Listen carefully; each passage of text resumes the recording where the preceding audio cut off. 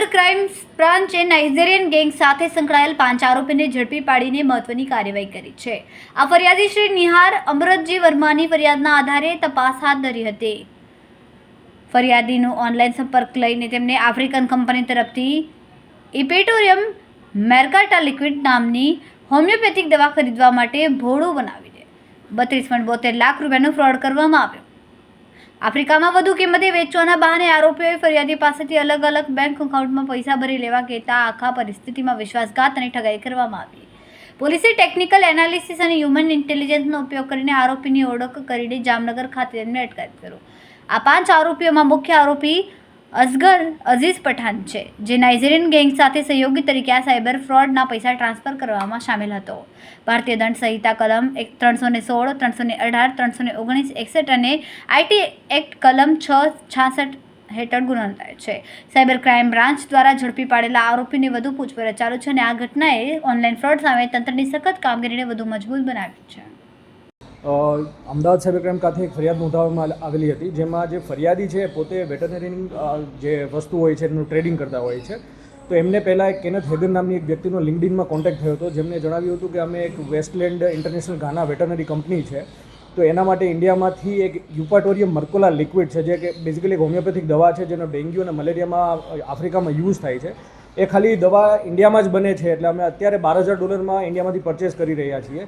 જો આપ ઇન્ડિયામાંથી એ કંપની પાસેથી ખરીદશો તો આપને સસ્તામાં મળશે, અને પછી આપ અમને વેચશો $11,000 તો આપ બંનેને ફાયદો થશે, એવી રીતના જણાવેલું હતું. અને પછી એમને ઈમેલ મારફતે એમની સાથે કોન્વર્ઝેશન કરેલું હતું, અને એમને એક શર્મા એન્ટરપ્રાઇઝ ભીલવાડામાં કોઈ કંપની છે એમની વિગત આપેલી હતી, અને એક વ્યક્તિનો સંપર્ક આપેલો હતો, જયદેવ નામની વ્યક્તિનો. પછી આ જયદેવ નામની વ્યક્તિ સાથે જે ફરિયાદીનો સંપર્ક થાય છે, અને એમની પાસેથી એ પહેલાં 1 લીટરનું લિક્વિડ સેમ્પલ માટે મંગાવે છે, જે આ કેનેથ હેગને એમને કહ્યું હતું એ પ્રમાણે. તો એ 1 લીટર લિક્વિડ એમને પાર્સલ દ્વારા મોકલવામાં આવે છે, અને પછી જે ફરિયાદીને કહેવામાં આવે છે કે આપ 1 લીટરનું એક અમારા આફ્રિકન જે આ કંપની છે એમને એક સાયન્ટિસ્ટ છે આપને મળશે દિલ્હીમાં, તો તેમની સાથે આપને ટેસ્ટિંગ કરાવવું પડશે. એટલે આ 1 લીટર લિક્વિડ માટે પહેલાં ફરિયાદી એમને 5.5 લાખ રૂપિયા આ જયદેવ નામની વ્યક્તિના અકાઉન્ટમાં ટ્રાન્સફર કરે છે, અને પછી એ સેમ્પલ સાથે દિલ્હી જાય છે, જ્યાં એક એમને આફ્રિકન વ્યક્તિ મળે છે, અને પછી એમની પાસે આ લિક્વિડનું સેમ્પલ લઈને બીજે દિવસે એમને એવું કહેવામાં આવે છે કે સેમ્પલ પાસ થઈ ગયું છે. ફરીથી આ કેનેથ હેગન નામની વ્યક્તિ એમને કહે છે કે આપને હવે કંપનીને 10 ગેલન આ લિક્વિડની જરૂર છે, એટલે આપ આ શર્મા એન્ટરપ્રાઇઝ પાસેથી 10 ગેલન આ લિક્વિડ પરચેસ કરી અને અમને મોકલી આપજો, એટલે અમે આપને પેમેન્ટ કરી આપશું $11,000 લેખે. એટલે જે ફરિયાદી છે એમને ફરીથી આ જે રાજસ્થાનની કંપની છે એમના એડવાન્સ પેમેન્ટ લેખે 27 લાખ રૂપિયા એમને પેમેન્ટ કરે છે, અને ટોટલ આવી રીતના 32 લાખ રૂપિયાનું એમને પેમેન્ટ કરેલું છે. ત્યારબાદ એ જ્યારે સ્થળ ઉપર તપાસ કરીને જોવે છે ભીલવાડામાં, તો આવી કોઈ કંપની હોતી નથી, એટલે એમને ખ્યાલ આવે છે કે એમની સાથે ઠગાઈ થઈ છે, અને જે બાબતની ફરિયાદ સાયબર ક્રાઇમ ખાતે નોંધાવવામાં આવેલી હતી. તો એ ફરિયાદની તપાસમાં પીએ વાઘેલા અને પીએસઆઈ રાજુરા એમને અલગ અલગ ટીમ બનાવી, અને જે બેંક એકાઉન્ટ યુઝ થયેલા છે એમનું ટેકનિકલ એનાલિસિસ કરી અને જામનગર અને ધ્રોલની આસપાસથી ટોટલ 5 વ્યક્તિઓની ધરપકડ કરેલી છે. જેમાં પ્રથમ 2 વ્યક્તિઓ જોઈએ તો નીતિન ભાટિયા અને એક છે અસગર પઠાણ. આ બંને વ્યક્તિઓ એવા છે જે એન્ટરપ્રાઇઝના નામે પોતાના નામે અકાઉન્ટ ખોલાવેલા હતા, કુમાર એન્ટરપ્રાઇઝ અને બીએ એન્ટરપ્રાઇઝ, જેમાં આ જે ફરિયાદીના છે એ 27 લાખ રૂપિયા એમાં ટ્રાન્સફર થયેલા હતા. અન્ય આરોપી જે પકડાયેલા છે, જેમાં એક અભિષેક જોશી છે અને એક પ્રવીણ નંદાણીયા છે, એ એકચ્યુઅલી આ અકાઉન્ટમાંથી પૈસા વિડ્રો કરીને આ બંને લોકો પાસેથી અકાઉન્ટ ખોલાવી, અને આ 2 ઉપરાંત અન્ય લોકો પાસેથી એ લોકો આવા અકાઉન્ટ ખોલાવે છે, અને એ એમના મુખ્ય આરોપી એક દીપ ગોસ્વામી છે એમને મોકલી આપતા હતા કેસમાં વિડ્રો કરીને. અને આ દીપ ગોસ્વામી છે એ મુંબઈમાં એક વ્યક્તિને આ બધા રૂપિયા જેટલા આવે છે એ ટ્રાન્સફર કરી આપતો હતો. અત્યાર સુધીમાં એ સામે આવ્યું છે કે છેલ્લા 3 થી 4 મહિના એમને 2 કરોડ રૂપિયા અત્યાર સુધીમાં મુંબઈ એક વ્યક્તિને મોકલેલા છે, જેની તપાસ હાલ અમે કરી રહ્યા છીએ. અગર ગુનાના ભેદની વાત કરીએ તો એમને જેટલા અકાઉન્ટ આપેલા છે એમની અત્યારે પ્રાથમિક તપાસમાં એવું સામે આવ્યું છે કે તેલંગાણા, તમિલનાડુ અને ચંદીગઢમાં આ અકાઉન્ટની વિરુદ્ધમાં આવી જ સેમ પ્રકારની ફરિયાદ નોંધાયેલી છે.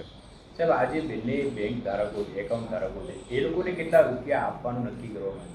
આમાં જે મુખ્ય આરોપી અત્યારે આ જામનગર ધ્રોલ ગેંગનો જે સૂત્ર જે નાઇજીરિયન સાથે સંપર્કમાં હતો એ દીપ ગોસ્વામી 2021માં આ જ પ્રકારના ગુનામાં જામનગરમાં અરેસ્ટ થયેલો છે. એટલે એ પોતે આ જેટલા પૈસા ટ્રાન્સફર કરવામાં આવે એમાં 7 થી 10% કમિશન જેટલું ટ્રાન્સફર કરવામાં આવે છે એ કમિશન લેતો, અને પછી જે અકાઉન્ટ હોલ્ડર કે પૈસા ઉપાડવાવાળા છે એને પોતાના કમિશન રોલ પ્રમાણે અલગ અલગ રૂપિયા એમને ટ્રાન્સફર કરતો હતો. દીપ ગોસ્વામી પ્રાથમિક તપાસમાં જે જણાવ્યું છે હજી બી અમુક આરોપીઓ જે ફરાર છે, એક જામનગરનો આરોપી ફરાર છે, આ ઉપરાંત જે પ્રવીણ નંદાણીયા જે પકડેલો છે એ નાઇજીરિયનને ઉપરાંત એવું બી તપાસમાં આવ્યું છે કે જે ઇલીગલ ગેમિંગને બેટિંગ જે ચાઇનીઝ ગેંગ દ્વારા કરવામાં આવતી હોય છે એમાં ચાઇનીઝ ગેંગને બી કોઈ એક અબરાર ખાર કરીને વ્યક્તિને આવા અકાઉન્ટ સપ્લાય કરે છે.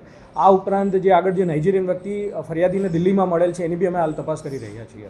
દીપ ગોસ્વામી નાઇજીરિયનના કોન્ટેક્ટમાં હતો કે પ્રવીણ હતો?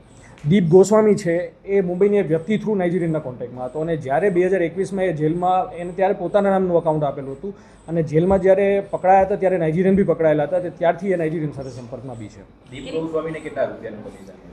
એને ટોટલ 7 થી 10% કમિશન અલગ અલગ અકાઉન્ટ માટે ટોટલ મળતું ટ્રાન્ઝેક્શનના ઉપર.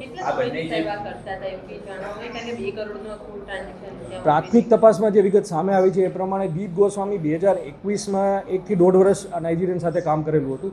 ત્યારબાદ હમણાં એમનું કહેવા મુજબ પૈસાની અને અછત જણાતા અને પૈસાની જરૂર હોય એટલે જાન્યુઆરીથી ફરીથી આ બધું કામ ચાલુ કરેલું છે. સાહેબ, આ જે બંને બેંક એકાઉન્ટ ધારકો છે એમના એકાઉન્ટમાં આટલા જ રૂપિયા જમા થયા છે કે એમને કોઈ ગુનાના? ટોટલ બંને અકાઉન્ટ કુમાર એન્ટરપ્રાઇઝ અને બીએ એન્ટરપ્રાઇઝ તો એક અકાઉન્ટમાં 80 લાખ રૂપિયા જમા થયેલા છે અત્યાર સુધીમાં, હમણાં છેલ્લા 5 થી 6 મહિનામાં. અને જે બીએ એન્ટરપ્રાઇઝ છે એમાં 82 લાખ રૂપીસ જમા થયેલા. ટોટલ જોઈએ તો આ બંને એકાઉન્ટમાં 1,60,00,000 લાખની ઉપરથી જમા થયેલા છે. આ ઉપરાંત એને હાર્ડવેર કરીને એક બીજું બી અકાઉન્ટ યુઝ કરેલું છે અને અન્ય અકાઉન્ટ જેના મોબાઈલમાંથી મળ્યા છે એમના બી અમે ટ્રાન્ઝેક્શનની વિગતો ચકાસી રહ્યા છીએ. એટલે ટોટલ અત્યાર સુધીમાં એવું સામે આવ્યું છે કે દીપ ગોસ્વામીએ છેલ્લા 4 થી 5 મહિનામાં 2 કરોડથી વધારે રૂપિયા આવી રીતના નાઇજીરિયનને મોકલેલા છે.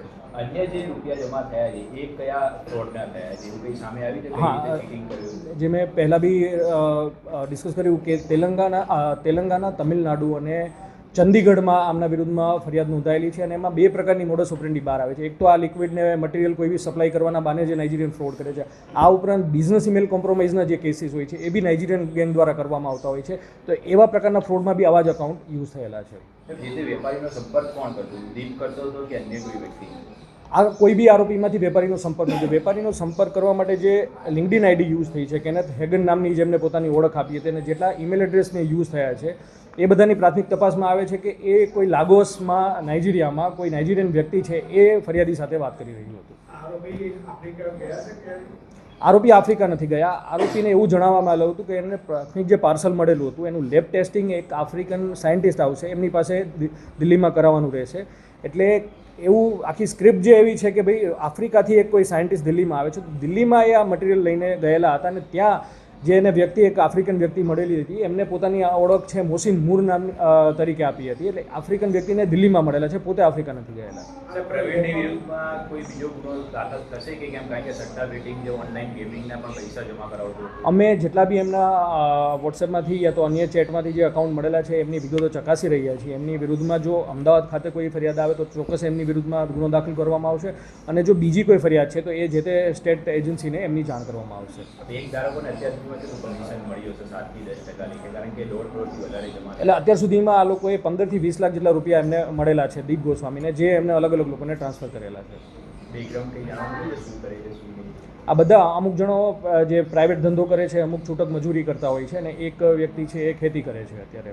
અને હમણાંથી જ આ 5-6 મહિનામાંથી છેલ્લા અકાઉન્ટના વ્યવસાયમાં જે બીજા 4 આરોપી દીપ સિવાયના એ આ પ્રકારની એક્ટિવિટીમાં સંલગ્ન થયેલા છે. Okay sir, Hindi